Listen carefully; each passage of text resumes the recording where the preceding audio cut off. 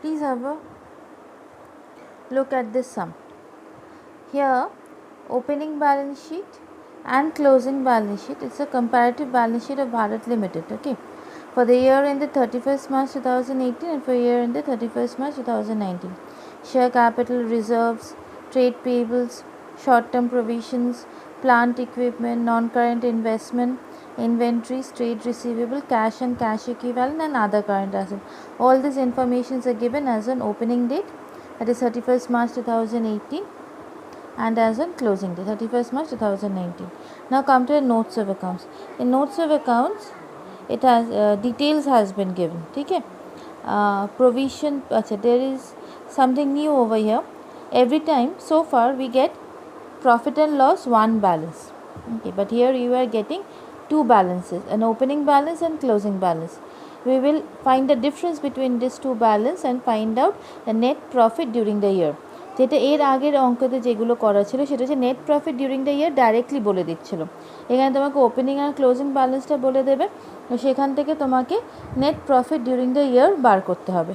ঠিক আছে, এবার সলিউশনটা রেফার করি। Cash flow from operating activities, closing balance in statement of profit and loss account, closing balance and opening balance in statement of profit and loss account, opening balance. তাহলে এইটা হচ্ছে আমার profit earned during the year। ठीक है, okay. Next, আচ্ছা এখানে তো আর কিছু করার নেই, এখানে আমাকে এই আইটেমসগুলো একটু খেয়াল করতে হবে। প্রভিশন ফর ট্যাক্সেশন, পিএফটি, এটা আমাদের নতুন আইটেম, আগে ছিল না, ওপেনিং ডেটে নেই, ক্লোজিং ডেটে আছে, তাহলে বেঁচে গেলাম। আমাকে পিএফটি অ্যাকাউন্ট খুলতে হলো না, যদি ওপেনিং ক্লোজিং দুটোই থাকতো তাহলে আমাদের পিএফটি অ্যাকাউন্ট খুলতে হতো, সেগুলো আমরা পরে দেখব। প্লান্ট অ্যান্ড ইকুইপমেন্ট একটু খটোমটো আছে, একটা ওপেনিং ব্যালেন্স একটা ক্লোজিং ব্যালেন্স ফাইন, কিন্তু এই ব্যালেন্সটা অ্যাট কস্ট। ঠিক আছে, মানে রিটার্ন ডাউন ভ্যালু না, মানে কস্ট মাইনাস ডেপ্রিসিয়েশন করে তো রিটার্ন ডাউন ভ্যালু, এরা কস্টটা দিয়েছে, প্রভিশন ফর ডেপ্রিসিয়েশন দিয়েছে, এই যে ভ্যালুটা এটা হচ্ছে আমার রিটার্ন ডাউন ভ্যালু। আরেকটা জিনিস আছে এখানে, আনঅ্যামোটাইজড আন্ডার রাইটিং কমিশন। ঠিক আছে, আচ্ছা আন্ডার রাইটিং কমিশন আমরা একসাথে দিয়ে দিই। ঠিক আছে, মানে ধরো it's like something like preliminary expenses বা হিউজ অ্যাডভার্টাইজমেন্ট এক্সপেন্স, একসাথে 1 কোটি টাকা আমরা আন্ডার রাইটিং কমিশন গেল, কিন্তু আমি আন্ডার রাইটিং কমিশনটাকে ওভার দ্য ইয়ার ধীরে ধীরে অ্যামোটাইজ করি মানে ডেপ্রিসিয়েট করি। তো this is something like depreciation. এইটারও একটা কিছু আমাদের নতুন একটা কিছু সমাধান করতে হবে। কি সমাধান করতে হবে দেখা যাক, সলিউশন দিয়ে শুরু করা যাক। ঠিক আছে,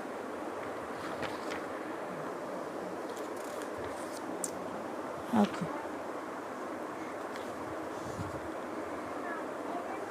প্রথমে আমরা শুরু করব, আমি একেবারে প্রফিট আর্ন ডিউরিং দ্য ইয়ার দিয়ে শুরু করছি। ঠিক আছে, প্রফিট আর্নড ডিউরিং দ্য ইয়ার, এটা আমার ক্লোজিং ব্যালেন্সটা 68,450 মাইনাস ওপেনিং ব্যালেন্স 49,250। কিন্তু তোমরা সাজানোর সময় ওইভাবেই সাজাবে যেভাবে তোমাদের সাজিয়েছিল, মানে যেরকমভাবে বই আছে। আমি জাস্ট শর্টকাটে আসল জায়গাটা বোঝানোর জন্য এটা শর্টকাটে করে দিয়েছি, 9,200। এবার আমি অ্যাড ব্যাক করব কিছু জিনিস যেগুলো এখানে নেই। ঠিক আছে, আচ্ছা মানে এখানে থাকবে না। প্রথম জিনিস যেটা মানে সোফার দ্যাট উই হ্যাভ ডিসকাস, যেটা অ্যাড ব্যাক করবো সেটা হচ্ছে প্রভিশন ফর ট্যাক্সেশন। ঠিক আছে, প্রভিশন ফর ট্যাক্সেশন, আমার আই নিড দ্য প্রফিট মানে I need the profit before tax. ঠিক আছে, তাই জন্য আমি পিএফটিটা অ্যাড ব্যাক করবো। পিএফটি কত? 32,000। আচ্ছা আর কি অ্যাড ব্যাক করবো, এখানে অ্যাডিশনাল ইনফরমেশনে অঙ্কে বলে দিয়েছে during the year 2018-19 company paid final dividend. Final dividend শোনার সঙ্গে সঙ্গে আমি অ্যাড ব্যাক করে দিলাম। কেন অ্যাড ব্যাক করে দিলাম ফাইনাল ডিভিডেন্ড? কারণ ফাইনাল ডিভিডেন্ডটা হচ্ছে আমার cash flow from financing activities. Cash flow from financing activity কিন্তু এখানে আসবে না। ঠিক আছে, আচ্ছা ফাইনাল ডিভিডেন্ড কত আছে, এটা আমার ফিনান্সিং অ্যাক্টিভিটিতে যাবে, তো আপাতত আমি এখানে অ্যাড ব্যাক করে দিলাম 15,000।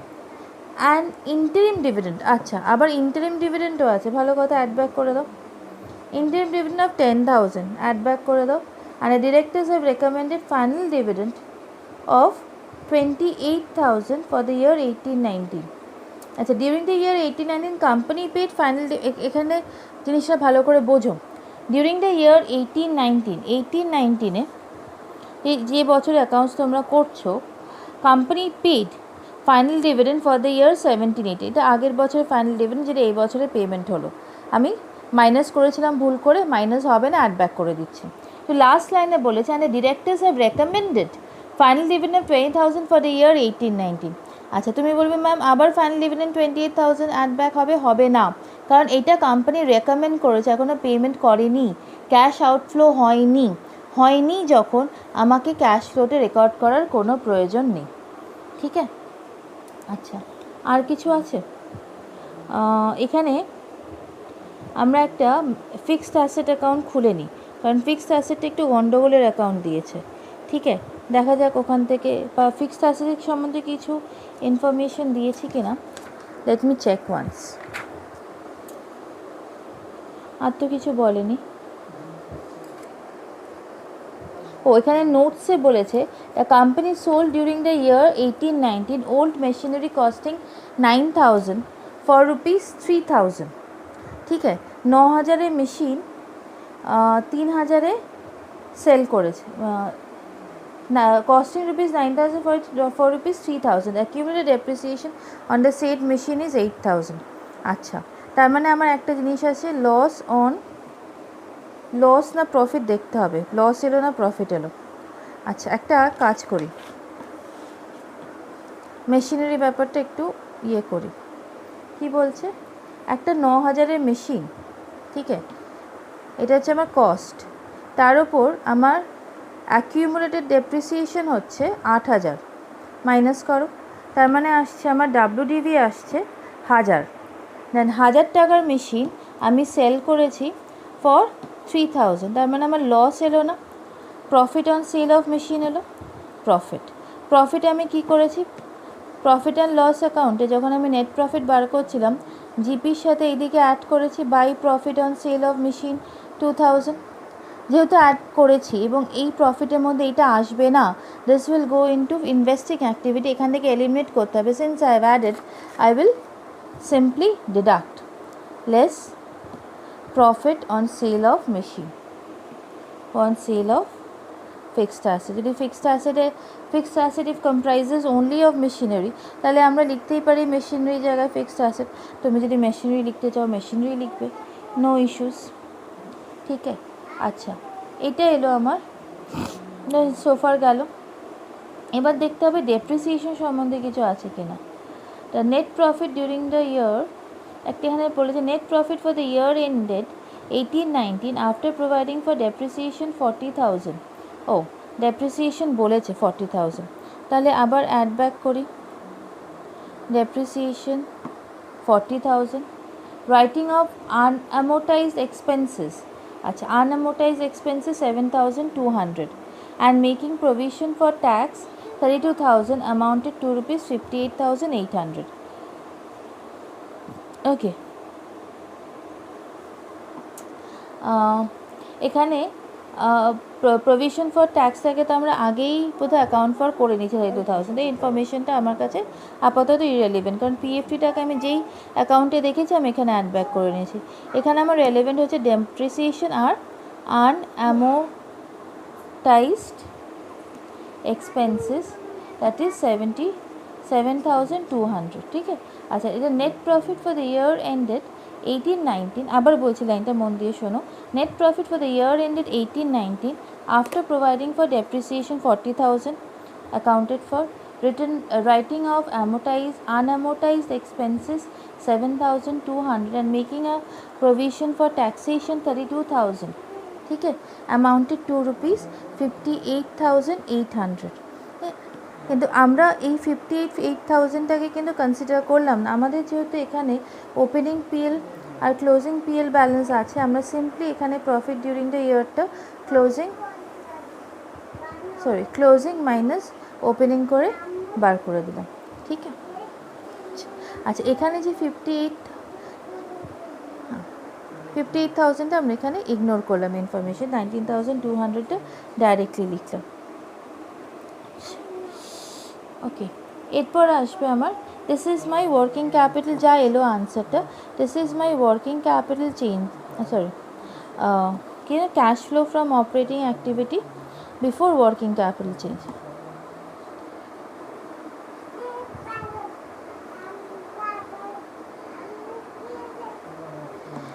অঙ্কটা কিন্তু সিএ ফাইনালের অঙ্ক, ঠিক আছে, বাট অ্যাডজাস্টমেন্টসগুলো খুব একটা কঠিন নয়, তাই জন্য দেখালাম, কিছু নতুন কিছু দেখাতে পারবো বলে। এরকম অঙ্ক যে আসবে না তার কোনো মানে নেই, ঠিক আছে, ইটস ওকে।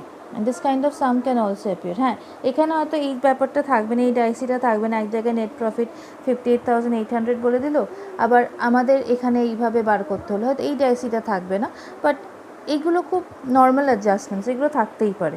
অঙ্কটা ছোট অঙ্ক, ফাইনালে এলেও অঙ্কটা ইজ এ স্মল সাম, বা সবসময় একটা মনে রাখবে যে অ্যাডজাস্টমেন্টে নোটসে প্রফিট ডিউরিং দ্য ইয়ার যাই বলে থাকো, ওদের একটা অন্য ক্যালকুলেশনস আছে।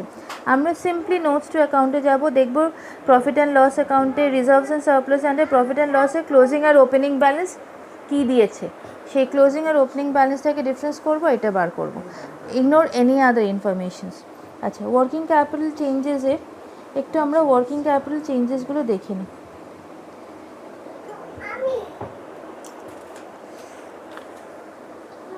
আচ্ছা, ওয়ার্কিং ক্যাপিটালের মধ্যে আছে আমার এখানে, আচ্ছা এখানে অ্যাসেটের মধ্যে কিন্তু শুধু একটাই অ্যাসেট আছে, হ্যাঁ, প্রপার্টি প্লান্ট অ্যান্ড ইকুইপমেন্ট একটাই অ্যাসেট। আচ্ছা, ইনভেন্টরিজ কমেছে তো না, ইনভেন্টরিজ বেড়েছে, increase in current asset add, ঠিক আছে। আচ্ছা, ট্রেড রিসিভেবলস বেড়েছে add, cash and cash equivalent আমি কনসিডার করব না, আদার কারেন্ট অ্যাসেটস কমেছে, 7,200 থেকে 0 হয়ে গেছে, তার মানে 7,200 লেস, ঠিক আছে। কারেন্ট লাইবিলিটিসে আসো, কারেন্ট লাইবিলিটিস কমেছে মানে ক্যাশ আউটফ্লো হয়েছে মাইনাস, এখানে শর্ট টার্ম প্রভিশন 0 ছিল, 0 থেকে এটা বেড়েছে মানে প্লাস, ঠিক আছে। এখানে যা আনসার বেরোলো, এখানে যা আনসার বেরোবে তার সাথে এই অ্যাডজাস্টমেন্টসগুলো করে নেবে, ইট উইল বি ডান। তো will appear at net cash flow. ও, তার থেকে ইনকাম ট্যাক্স লেস করবে, এখানে আমাদের ইনকাম ট্যাক্সে কোনো ইনফরমেশন বলেনি, আর পিএফটির অ্যাকাউন্টও খুলতে হচ্ছে না, ঠিক আছে। We don't have to open an account for PFT as well. যদি পিএফটির অ্যাকাউন্ট খুলতে হতো তাহলে আমাদের ব্যালেন্সিং ফিগার যেটা বেরোতো সেটা হচ্ছে ট্যাক্স পেড, এখানে পিএফটির অ্যাকাউন্ট খোলারও কোনো ব্যাপার নেই, তো আমার এইটা আমি সিম্পলি নীল লিখে দেবো। এই অ্যাডজাস্টমেন্টসগুলো করার পর increase in current asset, decrease in current asset, increase in current liabilities, decrease in current liabilities, ঠিক আছে। আমি যেটা পাবো সেটা হচ্ছে যা আসবে তার থেকে আমি ইনকাম ট্যাক্স মাইনাস করবো, নেই নীল, এটা এলো, that is net cash flow from operating activity, ঠিক আছে, হয়ে গেল এত অবধি। এবার আমরা একটা ফিক্সড অ্যাসেট অ্যাকাউন্ট খুলে ফেলি, হ্যাঁ, কারণ এবার আমরা ইনভেস্টিংয়ে যাচ্ছি তো, উইল বি রিডিং দিস। আচ্ছা, বাই ব্যালেন্স সিডি আমার কস্টটা কত ছিল বলো তো, 4,80,000, ফাইন। ও সরি, এটা তো আমার ফিক্সড অ্যাসেট, আগে টু ব্যালেন্স বিডি লিখি, টু ব্যালেন্স বিডি আমার ওপেনিংটা ছিল 4,80,000, ক্লোজিংটা কত ছিল, বাই ব্যালেন্স সিডি ক্লোজিং ছিল আমার 5,20,000, আমার ওখানে একটা প্রফিট হয়েছিল মনে আছে, ইয়ে সেল করে, ফিক্সড অ্যাসেট সেল করে, তো প্রফিট লস হলে এইদিকে যেত, profit on sale of machine 2,000 টাকা, ঢুকিয়ে দাও 2,000 টাকা। আচ্ছা, আর একটা সেল করেছিলাম আমি, ওই 3,000 টাকায় সেল করেছিলাম, এই যে 3,000 টাকায় সেল করেছিলাম, বাই ব্যাংক সেল 3,000, ঠিক আছে। আচ্ছা, প্রভিশন ফর ডেপ্রিসিয়েশন একটু দেখে নিই। আচ্ছা, এখানে পয়েন্ট নাম্বার নোট নাম্বার 2 এ লেখা আছে accumulated depreciation on the set machine was 8,000, যে মেশিনটা আমি সেল করেছিলাম তার উপর আমার ডেপ্রিসিয়েশন হয়ে আছে 8,000, ঠিক আছে। এখানে তো আমাকে পিবিডি অ্যাকাউন্টটা খুলতে হতো না, তাও আমি একটা খুলে দেখিয়ে দিচ্ছি। এটা আমার ওপেনিং ব্যালেন্স লিখবো পিবিডিতে, পিবিডি আছে কিন্তু সামে, কিন্তু আমাদের এখানে লাগছে না, এখানে ক্লোজিং ব্যালেন্স লিখবো। যে মেশিনটা সেল হয়ে যায় তার অ্যাকিউমুলেটেড ডেপ্রিসিয়েশনটা আমরা এদিকে লিখি 8000, ঠিক আছে। এবার এইটা যেটা আমরা পিবিডিতে এই অ্যাকুমুলেটেড ডেপ্রিসিয়েশনে লিখলাম, তাহলে ফিক্সড অ্যাসেটে আমি লিখবো এটা by PBD, provision for depreciation, এইটা এইদিকে এলো, ঠিক আছে, 8000। আচ্ছা, ব্যালেন্সিং ফিগার আমরা এদিকে আসবে, টু ব্যাঙ্ক মানে পারচেস, কত আসছে এটা 5,20,000, তো 5,20,000 5,28,000 আর 3 5,31,000, ঠিক আছে। 5,31,000, 5,31,000 থেকে 4,80,000 49,000, ঠিক আছে। তো আমার পারচেজ আসছে 49,000। তাহলে আমার নেক্সট আইটেমটা হবে ইনভেস্টিং অ্যাক্টিভিটিস, ঠিক আছে। Cash flow from investing activities. Investing অ্যাক্টিভিটিসে কী আসবে, সেল অফ ফিক্সড অ্যাসেট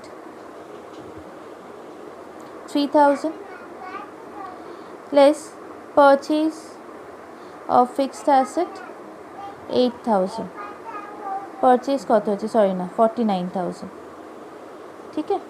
তাহলে আমার আউটফ্লো আসবে, নেট আউটফ্লো আসবে 46,000। আচ্ছা, এবার আসছি আমরা ফিন্যান্সিং অ্যাক্টিভিটিসে। ফিন্যান্সিং অ্যাক্টিভিটিসে প্রথমেই আমার একটা ডিভিডেন্ড আসবে, আমরা জানি এই ডিভিডেন্ডটা আসবে, ইন্টারিম ডিভিডেন্ড আসবে 10,000, ফাইনাল ডিভিডেন্ড আসবে 15,000, ঠিক আছে। আর কি আসবে আমাকে দেখে নিতে হবে। আর আমাদের ফিন্যান্সিং অ্যাক্টিভিটি মানে কি, কোনো শেয়ার বা ডিবেঞ্চার ইস্যু হয়েছে কিনা দেখতে হবে। এখানে দেখো আমার শেয়ার ক্যাপিটালে ব্যালেন্স শিটে ক্যাপিটালে আমরা সেটা খুঁজবো কী করে যে কিছু ইস্যু হয়েছে কিনা। শেয়ার ক্যাপিটাল আছে, ডিবেঞ্চার নেই, প্রেফারেন্স শেয়ার্স নেই, কোনো লং টার্ম ব্যাঙ্ক লোনও নেই, ঠিক আছে, মানে কোনো নন কারেন্ট লাইবিলিটিস নেই। যদি লং টার্ম ব্যাঙ্ক লোন থাকতো তাহলে নন কারেন্ট লাইবিলিটিসের আন্ডারে থাকতো, তার মানে আমার শুধু শেয়ার ক্যাপিটাল আছে। ওপেনিং শেয়ার ক্যাপিটাল 3,60,000, ক্লোজিং 4,00,000, তার মানে আমার শেয়ার ইস্যু হয়েছে 40,000। আমার আর এই পেজে জায়গা নেই, তাই আমি একেবারে সলিউশনটাই দেখিয়ে দিচ্ছি। 40,000-এ ইস্যু হয়েছে, তাহলে আমার ইস্যু অফ শেয়ার্স 40,000। আচ্ছা, এই দুটো জিনিস আমি আগেই জানি, to a cash flow and it's a cash flow from financing activity, এখানে মাইনাস হয়ে গেল। এটা আমার ইনফ্লো হয়েছে, এটা আউটফ্লো হলো, তো আমার নেট ইনফ্লো হয়েছে 15,000। এর সাথে আমি ওপেনিং ক্যাশ ইকুইভ্যালেন্টটা অ্যাড করব, করে আমার আসবে 47,500। এবার দেখতে হবে, does it match with my closing cash in hand? Yes, it is matching with my closing cash in hand. If this answer matches with your closing cash in hand, that means your answer is correct. Okay, hopefully the sum is clear. সামটা ফাইনালে ছিল, but খুব একটা শক্ত না, আশা করি বুঝতে পারবে। If any doubt please feel free to call me. হ্যাঁ, আর আমি যে নোটসগুলো পড়ছিলাম, এই নোটসগুলো পড়ছিলাম। Okay, thank you.